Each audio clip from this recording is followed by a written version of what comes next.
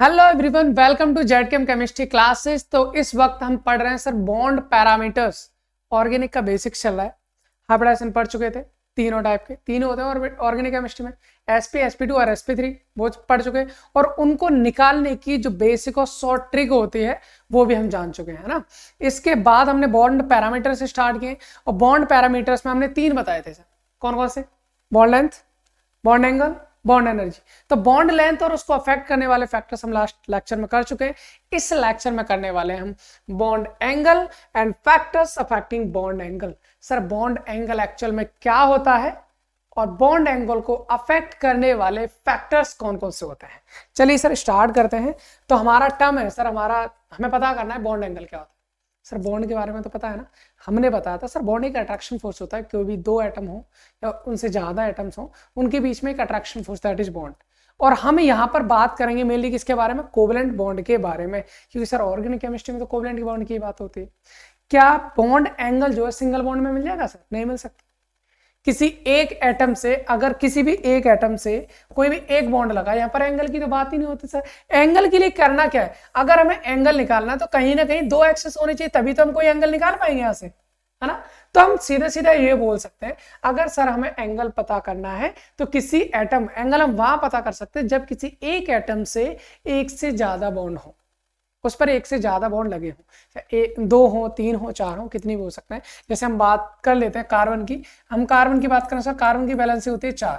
Carbon की valency कितनी होती है? 4 होते हैं। नाइट्रोजन की वैलेंसी करते हैं सर, नाइट्रोजन की वैलेंसी होती है 3। इनमें बॉन्ड्स पाए जाए, बिल्कुल इनमें बॉन्ड एंगल मिलेगा। सर किस चीज को बोलते हैं बॉन्ड एंगल? बॉन्ड एंगल हम ये बोलेंगे जब किसी एक एटम से एक से ज्यादा एटम्स जुड़े होते हैं, है ना। तो उनमें जाहिर सी बात है बॉन्ड्स के थ्रू जुड़े होते हैं, तो इन दोनों बॉन्ड्स के बीच का जो एंगल होगा that is the bond angle. Sir कहना क्या चाह रहे हो? कहना हम ये चाह रहे हैं बॉन्ड एंगल क्या होता है? सर बॉन्ड एंगल होता है the angle between the bonds which are attached to the same atom, जो एक ही एटम से अटैच होते हैं, that is known as bond angle। Sir इसकी डेफिनेशन लिख सकते हैं? बिल्कुल लिख लो, कोई दिक्कत नहीं, वैसे तो जरूरत है भी नहीं। हम बोल सकते हैं क्या होता है? The angle between the covalent bond. Covalent की बात करें हम normally, covalent bond, angle between the covalent bonds which are attached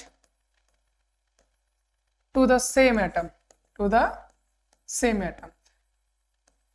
atom। किसी भी एक एटम से जो बॉन्ड्स लगे हैं इनके बीच का angle that is known as bond angle. और सर कितने बॉन्ड का? 2। यहां पर मेंशन करेंगे 2 कोवेलेंट। भाई दो बॉन्ड के बीच का तो एंगल बात करेंगे हम, दो से ज्यादा थोड़ी नहीं। तो दो बॉन्ड के बीच का जो एंगल होगा उसको हम बोलेंगे sir bond angle. Sir angle तो मेरी ये सिंपल सी चीज थी, इसमें कोई ज्यादा जानने वाली चीज नहीं थी। बॉन्ड एंगल क्या होता है? बॉन्ड के बीच का एंगल है। अब बात आती है कि सर बॉन्ड के बीच का एंगल मान लीजिए, ठीक है, वो बड़ा भी हो सकता है, छोटा भी हो सकता है। सर किस कंडीशन में हम कहेंगे? अब मान लीजिए क्वेश्चन आ गया, हमसे बोल दिया कि जैसे H2O है, H2S है, इन दोनों के बीच का बॉन्ड एंगल बताओ, किसका ज्यादा होगा किसका कम होगा। तो सर ऐसे क्वेश्चंस में फंसना नहीं है हमें, तो उसके फैक्टर्स हम जान लेते हैं पहले। भाई ऐसे कौन कौन से फैक्टर्स हैं जो बॉन्ड एंगल को अफेक्ट करते हैं, यानी जिनकी वजह से हमारी बॉन्ड एंगल बढ़ भी सकता है और घट भी सकता है। तो सर वो सारी चीजें हम जहां जानने वाले हैं, हम फैक्टर्स अफेक्टिंग बॉन्ड एंगल। पहला फैक्टर है सर हाइब्रिडाइजेशन। आपको अगर पता हो तो मैंने आपको बॉन्ड लेंथ में भी इफेक्ट ऑफ हाइब्रिडाइजेशन बताया था, बॉन्ड लेंथ पर ही। सर ये बॉन्ड एंगल को भी अफेक्ट करता है। आपको एक एग्जांपल से हम करते हैं। अच्छा इसमें हमने एक चीज जानी थी, अगर हम ऑर्गेनिक केमिस्ट्री की बात करें तो कितने टाइप के हाइब्रिडेशन बताए थे सर? 3 बताए थे। कौन कौन से? एक था sp, दूसरा sp2 और तीसरा sp3। ये तो बताए थे। हमने ये भी बताया था साथ में सर ये जो हाइब्रिडाइजेशन है, यहाँ पर ये जो हाइब्रिडाइजेशन है क्या है? हाइब्रिडाइजेशन, ठीक है ना। हाइब्रिडेशन यहां पर हम करेंगे परसेंटेज ऑफ एस कैरेक्टर, मतलब इनमें एस कैरेक्टर कितना है, यही तो पता करना है। बिल्कुल करना है सर, जिससे लास्ट लेक्चर में भी कर चुके थे, फिर भी एक बार और समझ लेते हैं। अगर कोई डायरेक्टली इसी स्पेशल लेक्चर को देखने आया तो फिर कोई प्रॉब्लम नहीं, वो भी देख सकता है। तो यहाँ पर अगर हम बात करें एसपी में, सर एसपी में एस कैरेक्टर कितना होता है? सर दो चीजें, एक एस है दूसरा पी है। तो भाई 50% एस है 50% पी है, तो सीधा सीधा हम बोल सकते हैं सर एस पे हाइब्रिडाइजेशन में एस करेक्टर कितना होगा 50% होगा। sp2 में एस करेक्टर कितना होगा ऑलमोस्ट 33% होगा। भाई 3 पार्ट हो गए ना, एक एस हो गए 2 पी हो गए, 3 पार्ट हो गए, 100 डिवाइड बाई 3 करेंगे ऑलमोस्ट 33% हम बोल देंगे। sp3 में कितना है परसेंटेज ऑफ एस करेक्टर होगा 25%, क्योंकि 4 हो गए, एक एस 3 पी है सर, 3 पी है तो 75% तो पी हो गए, 25% क्या हो गया एस हो गया। आपको एक चीज बताई है हमने, बहुत ही अच्छी तरह बताई है, और वो भी क्या बताई है भाई, हमने ये बताया आपको कि sp हाइब्रिडेशन होगा तो सर उसमें बॉन्ड एंगल पाया जाता है 180 डिग्री का, पाया जाता, बिल्कुल पाया जाता है। सर sp2 हाइब्रिडेशन होगा तो वहां बॉन्ड एंगल पाया जाता है आपका 120 डिग्री का, और sp3 हाइब्रिडेशन होगा तो वहां बॉन्ड एंगल आपका पाया जाता है 109 डिग्री 28 मिनट। सर यहां से कहना क्या चाह रहे हो, कहना हम ये चाह रहे हैं यहां पर अगर हम देखें sp में हाइब्रिडेशन सबसे ज्यादा है सॉरी sp में बॉन्ड एंगल सबसे ज्यादा है, sp2 में कम, sp3 में कम। अगर मैं sp से sp3 की तरफ चलूं, परसेंटेज ऑफ एस करेक्टर क्या हो रहा है, कम हो रहा है, कम हो रहा है ना। अगर एस करेक्टर कम हो रहा है तो यहां पर हम देख रहे हैं कि बॉन्ड एंगल भी क्या हो रहा है, कम हो रहा है। तो यहां से हम सीधा सीधा एक रिलेशन निकाल लेंगे, सीधा सीधा हम क्या निकालेंगे, रिलेशन निकालेंगे। और रिलेशन क्या निकालेंगे भाई, रिलेशन हम ये निकाल सकते हैं सर, क्या चीज, कि यहां पर जो हमारा बॉन्ड एंगल है, bond angle is directly proportional to the percentage of s character, bond angle is directly proportional to the percentage of s character. Sir जितना ज्यादा एस करेक्टर होगा उसमें बॉन्ड एंगल भी उतना ही ज्यादा। यहां पर हम बात करें किसकी, बॉन्ड एंगल की, तो भाई sp में बॉन्ड एंगल होता है 180 डिग्री, sp2 में होता है 120 डिग्री, और इसमें होता है 109 डिग्री 28 मिनट। तो यहां से मैं पता चल रहा है सर सबसे ज्यादा परसेंट एंगल कितने में, sp में, परसेंटेज एस करेक्टर किसमें, sp में।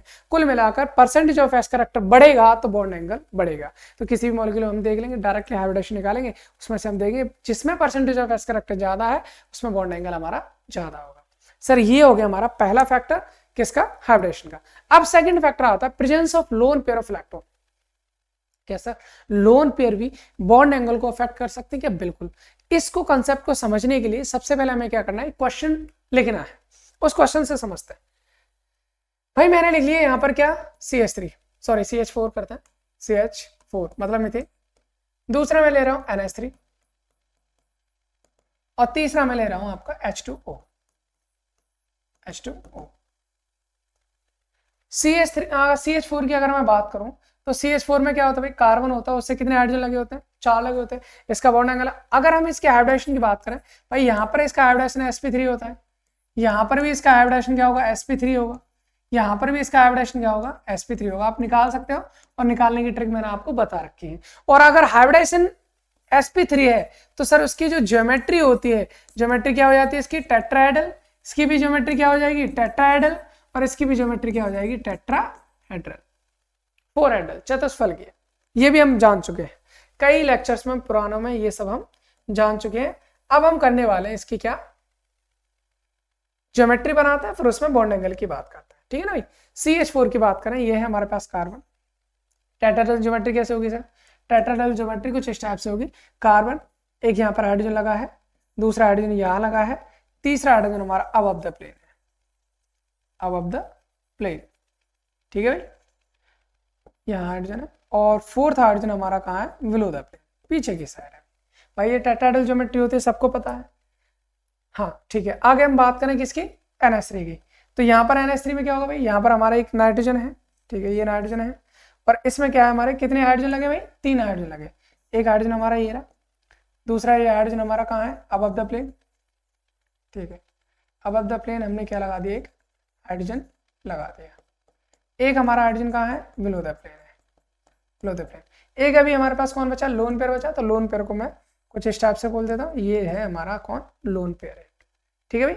आगे करिए, अब हम H2 की बात करते हैं। H2 की अगर हम बात करें तो ये हमारे पास ऑक्सीजन, इससे एक हाइड्रोजन हमारे यहाँ लगा है, दूसरा हाइड्रोजन हमारा यहाँ लगा है, और बाकी 2 कौन बचे हमारे पास, लोन पेयर।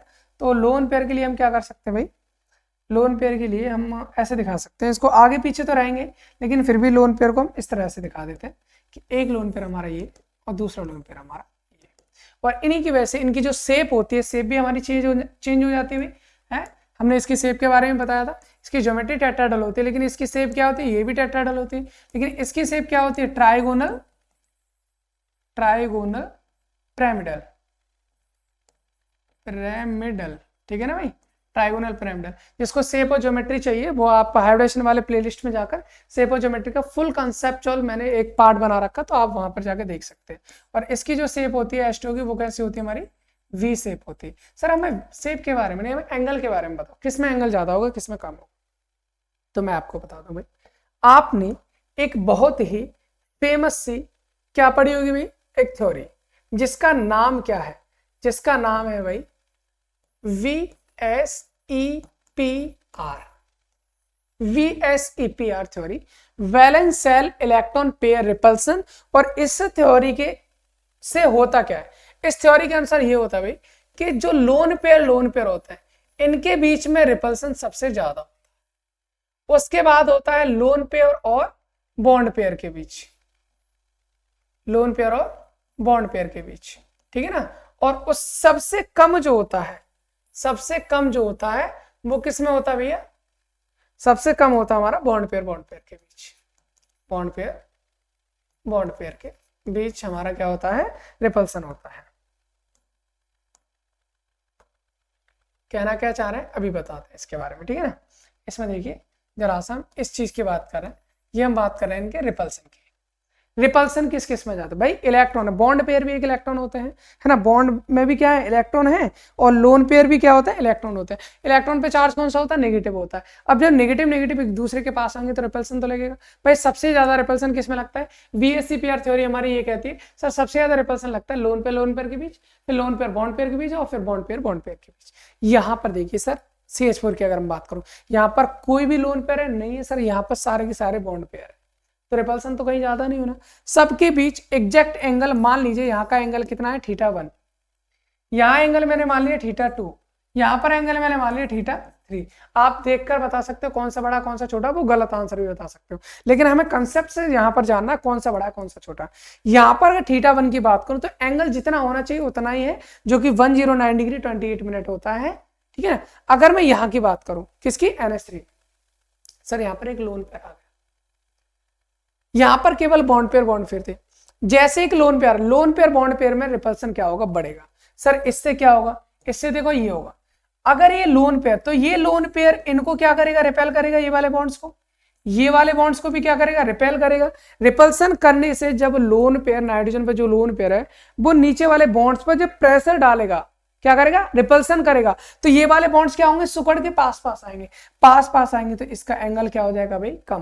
भाई पहले ये बॉन्ड थे मान लीजिए, अब जैसे इन पर रिपल्सन होगा तो पास आएंगे, तो इनका जो बॉन्ड एंगल है वो क्या हो जाएगा, कम हो जाएगा। कहने का मतलब θ1 से कम हो जाएगा θ2। लेकिन सर यहाँ की अगर मैं बात करूं तो यहाँ तो दो लोन पेयर है, दो लोन, सबसे ज्यादा रिपल्सन होगा लोन पेयर, इन दोनों में बहुत ज्यादा रिपल्सन, और इनमें रिपल्सन तो ये इनको भी रिपल्सन करेंगे नहीं करेंगे, जिसकी वजह से ये तो और ज्यादा क्या हो जाएंगे, सिकुड़ जाएंगे। इससे हम ये बोल सकते हैं सर सबसे बड़ा, अगर एंगल की बात करूं तो सबसे बड़ा एंगल कौन सा होगा हमारा, सबसे बड़ा एंगल होगा हमारा कौन सा, θ1, उसके बाद θ2, उसके बाद θ3। यानी कि हम ये बोल सकते हैं, क्या बोल सकते हैं, सबसे, हम यहाँ पर क्या बोलेंगे, हम ये बोलेंगे जैसे जैसे लोन पेयर्स बढ़ेंगे, जैसे जैसे लोन पेयर बढ़ेंगे सेम ज्योमेट्री में, वहां पर हमारा बॉन्ड एंगल क्या होगा, कम होता जाता है। जैसे यहाँ पर हमने देखा लोन पेयर भी हमारे बॉन्ड एंगल को अफेक्ट कर रहे हैं। रिपल्सन ज्यादा होगा तो VSEPR थ्योरी के अकॉर्डिंग हम ये कंसेप्ट यूज कर सकते हैं। अगर एक लोन पेयर था तो हमारा बॉन्ड एंगल कम हुआ, दो लोन पेयर आ गए तो बॉन्ड एंगल और ज्यादा कम हो जाएगा, तो θ1 θ2 θ3 में सबसे बड़ा एंगल हो जाएगा θ1, ये हमारा और छोटा, इसमें सबसे छोटा हो जाएगा, ठीक है ना। तो मुझे लगता है ये वाला कंसेप्ट आपको समझ में आ गया होगा। अब हम अगले कंसेप्ट की बात करते हैं, तो वो है हमारा क्या, इलेक्ट्रॉन नेगेटिविटी। सर किसी भी एटम की जो इलेक्ट्रॉन नेगेटिविटी है वो भी हमारे बॉन्ड एंगल को अफेक्ट करती है। सर कैसे बोलेंगे बॉन्ड एंगल को अफेक्ट करती है, यहां पर एक चीज लिखेंगे हम, वो क्या लिखेंगे सर, बॉन्ड एंगल जो होगा, bond angle is directly proportional to the electron negativity of central atom divide by electron negativity of peripheral इसका मतलब क्या है, इसका मतलब समझ लेते हैं। इसका मतलब क्या है, इसका मतलब समझो। बॉन्ड एंगल है सर, बॉन्ड के बीच में जो एंगल है, सेंट्रल एटम की इलेक्ट्रोनेगेटिविटी डिपेंड करता है और पेरिफेरल एटम। पेरिफेरल का मतलब है जैसे कि मान लीजिए NH3, एग्जांपल से समझते हैं। मेरे पास में NH3 और एक है मेरे पास PS3। तो भाई यहाँ पर सेंट्रल एटम कौन है? NH3 में सेंट्रल एटम है नाइट्रोजन, क्योंकि सारे के सारे हाइड्रोजन किससे लगे? नाइट्रोजन से। इसमें सेंट्रल एटम कौन होगा? फास्फोरस। जो हाइड्रोजन है वो चारों ओर ही तो लगे हैं, वो होंगे हमारे पेरिफेरल एटम। तो जो हमारा ये कहता है बॉन्ड एंगल जो होगा वो इलेक्ट्रोनेगेटिविटी और सेंट्रल एटम की क्या होगा? Directly proportional. यानी कि सेंट्रल एटम की इलेक्ट्रोनेगेटिविटी जितनी ज्यादा होगी बॉन्ड एंगल उतना ही ज्यादा होगा। इन दोनों में बात करूं, नाइट्रोजन NH3 और PS3, इन दोनों में इलेक्ट्रोनेगेटिविटी किसकी ज्यादा होगी? नाइट्रोजन फास्फोरस में नाइट्रोजन की ज्यादा होती है। तो अगर इलेक्ट्रोनेगेटिविटी सेंट्रल एटम की ज्यादा है तो बॉन्ड एंगल भी क्या होगा? ज्यादा। यानी यहां से हम बोल सकते हैं सर बॉन्ड एंगल हमारा NH3 में ज्यादा होगा। किसका? किससे? PH3 से। क्योंकि NH3 में किसकी? NH3 में हमारा नाइट्रोजन की इलेक्ट्रोनेगेटिविटी ज्यादा होती है, जो कि हमारा एक क्या है? Central atom. अगर हम मान लो पेरिफेरल एटम की बात करें तो पेरिफेरल एटम के लिए हम एक एग्जांपल ये ले सकते हैं। क्या? जैसे मैंने ले लिया OF2, यहाँ ले लिया OCl2, OF2 और OCl2। यहाँ पर अगर हम बॉन्ड एंगल की बात करें तो बॉन्ड एंगल किसका ज्यादा होगा भाई? यहाँ पर जो सेंट्रल एटम है वो तो क्या है? सेम है, लेकिन पेरिफेरल एटम दोनों क्या है? हमारे अलग अलग है। यहाँ पर कौन है? फ्लोरीन, यहाँ पर कौन है? क्लोरीन। अगर पेरिफेरल एटम की इलेक्ट्रोनेगेटिविटी बढ़ेगी तो बॉन्ड एंगल हमारा क्या हो जाएगा? कम हो जाएगा। इलेक्ट्रोनेगेटिविटी इसमें ज्यादा है तो बॉन्ड एंगल इसका कम हो जाएगा, ज्यादा बॉन्ड एंगल किसका होगा? OCl2 का होगा। ठीक है भाई। अब हम पढ़ते हैं हमारा फोर्थ फैक्टर है जो बॉन्ड एंगल को अफेक्ट करता है, वो है हमारा size of peripheral atom. Sir जो पेरिफेरल एटम होता है उसका साइज भी मैटर करता है हमारा किसमें? बॉन्ड एंगल को अफेक्ट करता है। एक एग्जांपल हम ले लेते हैं, वैसे तो हम ये वाला एग्जांपल भी कर सकते थे। जैसे ऑक्सीजन है, इससे हमारे दो कौन लगे हैं? जैसे हमने क्या OF2 लिया था, ठीक है, एक फ्लोरीन इधर, दूसरा फ्लोरीन इधर। यहाँ पर क्या? ऑक्सीजन, और यहाँ पर एक क्लोरीन, यहाँ पर एक क्लोरीन। हमें एक चीज पता होता है, क्या पता होता है सर? ऊपर FCl Bri, ऊपर से नीचे जाते हैं तो साइज हमारा क्या होता है? बढ़ता है। सबसे बड़ा साइज किसका होगा? आयोडीन का। भाई एक बात बताओ, यहाँ पर फ्लोरीन है, छोटे छोटे एटम लगे, यहाँ पर कौन है? क्लोरीन है, बड़े बड़े एटम लगे। तो यहाँ पर रिपल्सन ज्यादा होगा। रिपल्सन ज्यादा तो फैलेगा ना, फैलेगा। तो मान लीजिए इसके बीच का एंगल θ2 है और इसके बीच का एंगल कितना? मान लीजिए θ1। तो ये इसमें बड़े एटम है, रिपल्सन ज्यादा हो तो बड़ा एंगल, यानी कि यहाँ पर हम बोल सकते हैं θ1 और θ2 में कौन बड़ा हो जाएगा? हमारा θ2। तो sir size of peripheral atom, यानी पेरिफेरल एटम का साइज बढ़ेगा तो बॉन्ड एंगल हमारा बढ़ेगा। ये चीज आपको ध्यान रखनी है। तो यहां से हम बोल सकते हैं भाई, एक कंसेप्ट जो हम बनाएंगे तो हम ये बोल सकते हैं, जो बॉन्ड एंगल है हमारा, बॉन्ड एंगल है डायरेक्टली प्रोपोर्शनल होगा किसके? Size of peripheral atom. Size of peripheral atom के बराबर। सही है भाई? हाँ, इसमें कोई दिक्कत नहीं होनी चाहिए। अब इसके बाद है हमारा नेक्स्ट और लास्ट, वो है हमारा बैक बॉन्डिंग। हाँ जी, इसके बारे में भी समझते हैं। बैक बॉन्डिंग क्या है? देखो बैक बॉन्डिंग के बारे में हम ये एक एग्जांपल लेते हैं। हमारा है एक N और CH3 का होल थ्राइस, और एक होता हमारा NSiH3 का होल थ्राइस। भाई अगर हम यहाँ पर बात करें, यहाँ पर इसमें जो हाइब्रिडेशन होता है वो हमारा sp3 होता है, यहाँ पर हमारा हाइब्रिडेशन जो होता है वो sp2 हो जाता है। इसका रीजन क्या होता है? देखो इसका रीजन ये होता है, हालांकि इनका जो हाइब्रिडेशन है वो क्या होना चाहिए? सेम होना चाहिए, लेकिन सेम नहीं होकर क्या हो जाता है? डिफरेंट हो जाता है। इसका रीजन ये होता है, यहाँ पर नाइट्रोजन है, यहाँ हमारा नाइट्रोजन है, और इससे हमारा एक CH3 इधर, दूसरा हमारा अबव द प्लेन CH3, तीसरा CH3 हमारा बिलो द प्लेन, और यहाँ पर आ जाएगा हमारा लोन पेयर। इस वाले केस में क्या होता है? नाइट्रोजन, और यहाँ पर एक इधर आता हमारा SiH3, एक इधर आता हमारा SiH3, एक इधर आता हमारा SiH3। ठीक है, SiH3 में d ऑर्बिटल एम्प्टी होती है। SiH3 में क्या होता है? d orbital, d orbitals are available to gain electron। ये इलेक्ट्रॉन्स को लेने के लिए अवेलेबल होते हैं। है ना।